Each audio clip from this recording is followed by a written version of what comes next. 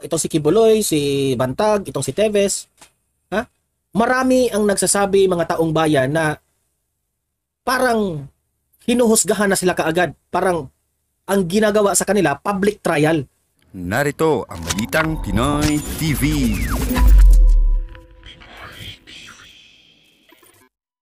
Magandang araw sa atin lahat mga kababayan. Dito na naman tayo sa another episode ng ating vlogs. Pag-uusapan natin ngayon, ito po, no? Itong si Presidente Bongbong Marcos may sinabi at para na rin hinamon itong si Kibuloy, no? Na to come out from hiding, to face his charges. Okay? So, mga mga maiinit po ang mga binitawang salita ni Presidente Bongbong Marcos patungkol po dito kay Pastor Apollo Kibuloy. Okay? Yan ang ating ipapakita sa inyo kung ano yung mga sinabi ni PBBM at tayo'y magre-react dito. Okay? At itong sinabi ni Attorney Harry Roque na itong si dating Pangulong Duterte, nakikilala po ang dating Pangulong Duterte sa kanyang political will. Kaya nga very popular itong si Duterte, kaya nga maraming humahanga dito ni former President Duterte dahil sa kanyang political will. At bihira ka lang makakita ng mga politicians na ganyan. Okay? So pag-uusapan natin yan, itong katangian ni former President Duterte. Pero bago ang lahat, bago natin ito pag-uusapan, help me po na i-like at saka i-share itong ating video sa Facebook at sa YouTube para guys kakalat ito sa taong bayan. Okay? And also guys, paki-subscribe na rin, paki-follow na rin sa mga hindi pa naka-follow at naka-subscribe na laging nanonood dito para guys you will be updated sa ating mga balita at ma-notify ang inyong mga cellphones kung meron tayong breaking news. Okay? So sabay-sabay nating i-follow at i-subscribe Facebook at YouTube. Ready? Follow, subscribe. 1, 2, 3, go! Ayan, thank you very much. So, yeah, ayan, simulan na natin ang ating talakayan. Okay? So, na-shoutout ko na siguro lahat. So, ito nga, itong si Presidente Bongbong Marcos, may matinding sinasabi siya dito kay Pastor Apollo Kibuloy. Pero, yung napansin ko si PBBM, para sa akin, no, yung sinabi niya ngayon kay Pastor Apollo Kibuloy, kung ano man ang kanyang gustong iparating kay Kibuloy, no? Sabi pa nga niya doon, respetuhin niyo ang batas, magpakita ka sa batas, okay? Harapin mo yung mga charges filed against you. Nung sinabi yun ni PBBM, ako po ay nasaktan para kay Kibuloy. Nasasaktan po ako para kay Kibuloy because sa simulat sa pool, nung panahon ng kampanya, grabe itong si Kibuloy kung makatulong dito kay Presidente Bongbong Marcos. Lahat na siguro ginawa niya, lahat na sigurong mga eksena sa SMNI, sa mga down to the reporters, no? Tinulungan niya itong si PBBM na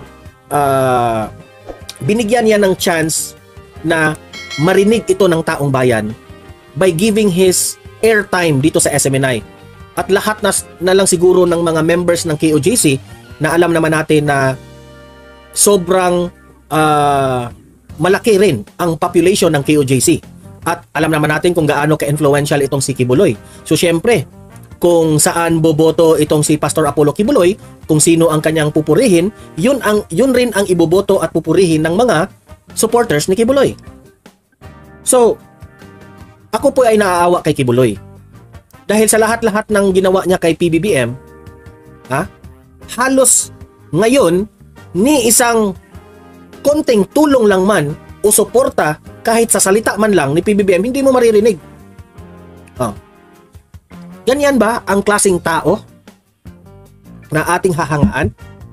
Ganyan ba ang klaseng presidente na ibinoto natin? Tinulungan mo eh. And Mr. President Bongbong Marcos, baka nakalimutan mo na itong mga kaso na isinampa ngayon kay Kibuloy, dati na itong mga na-dismiss. Alam natin na nabuksan uli ito noong pinabubuksan ulit ni Hontiveros ito.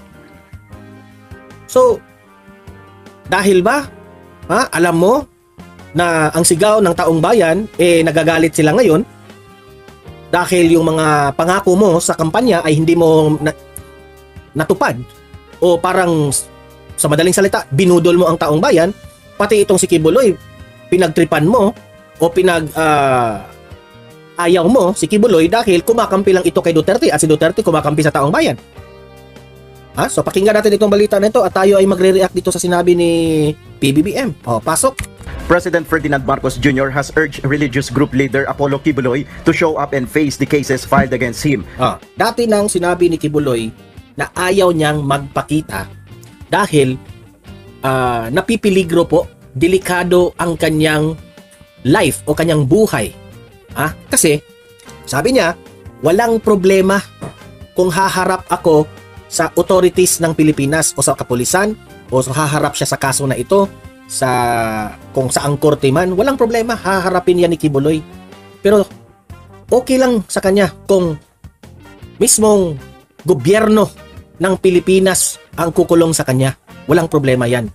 Pero kung may banta sa buhay mo, kahit nga sinabi ni Kibuloy, wala siyang pakialam kung kahit ang kumuha sa kanyang buhay ay Pilipino, wala siyang pakialam. Basta wag lang yung mga dayuhan natin.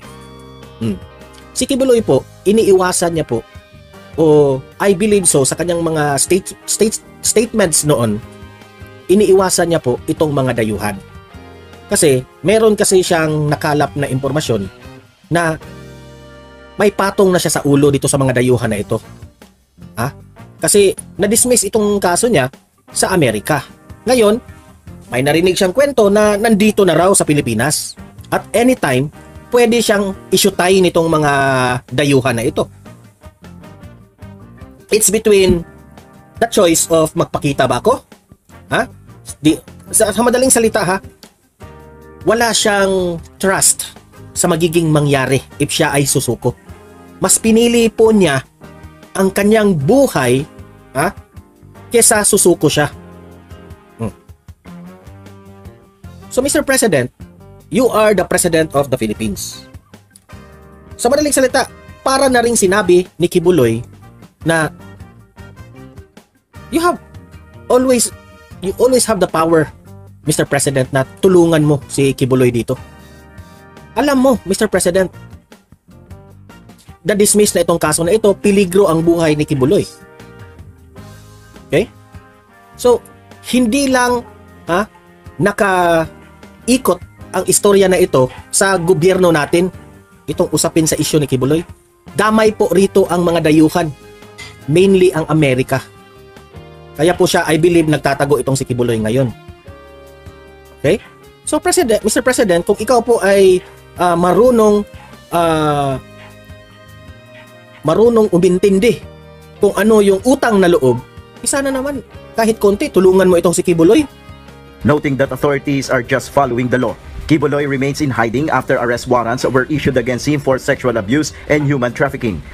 He can question their motives as much as they want. But magpakita siya. I question his motives. Let me question his motives. Alam mo, Mr. President, ang selfish mo eh. Ang sarili mo lang ang pinakikinggan mo. Pakinggan mo ang kanyang sinasabi. Yan ang hirap kasi sa'yo, Mr. President. Ang hirap mong makinig sa taong bayan. Hindi ka nga marunong makinig sa taong bayan eh. Hindi ka rin marunong makinig ni Kibuloy kung ano ang sinabi niya. Sinabi nga niya, delikado ang buhay niya kung magpakita siya. May mga dayuhang Amerika na pwede siyang syutayin dyan.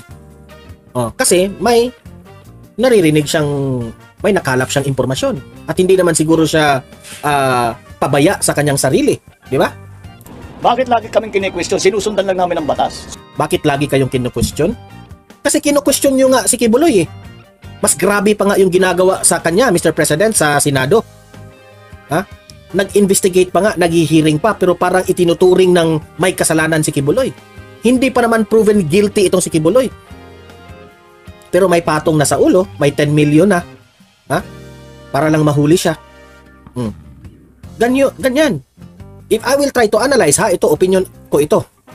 Di ko sinabing tama itong mga ginagawa nila, itong si Teves, Bantag, itong si Kibuloy na nagtatago. Hindi ko sinabing tama sila. Pero if you will try to analyze, bakit sila nagtatago? Kasi nafe-feel nila na itong ating justice system hindi fair.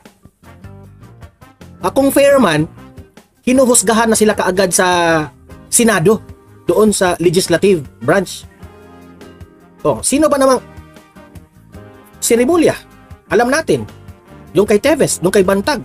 Si Teves at si Bantag, hindi nila nafe-feel na there is fair. Hindi ko sinabing walang kasalanan si Bantag. Hindi ko sinabing walang kasalanan si Teves. It's the court to decide kung may kasalanan sila, kung merong mabigat na ebidensya.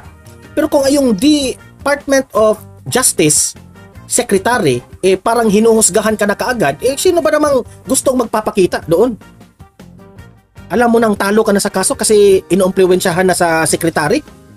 Di ba? Dapat hindi ganun. We have to treat every akusado na equal tayo. Di ba? Sundin din niya ang batas. Sinusunod niya ang batas, Mr. President. Hindi nagkulang si Pastor Apollo Kibuloy sa pagsunod sa batas. Now, ang tanong ko sa iyo, Mr. President, ikaw, alam ko rin na marami kang kaso, di ba? Yung pamilya mo, maraming kaso. Ang tanong ko sa iyo, sumusunod ka ba rin sa batas? Sumusunod ka ba rin sa batas? Yan ang tanong. Kasi yung mga pinagsasabi mo, pwede natin yan ibato rin sa inyo. Sumusunod ka ba rin sa batas? Kasi sa pagkakaalam ko, meron kang mga cases pa na hindi pa natapos dyan sa Amerika.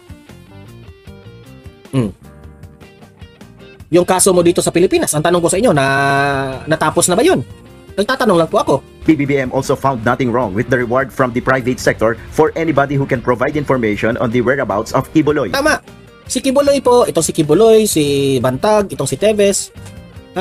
Marami ang nagsasabi, mga taong bayan, na parang hinuhusgahan na sila kaagad. Parang ang ginagawa sa kanila, public trial. Ito na nga mga kabalita. Ano na ang masasabi nyo patungkol sa balitang ito?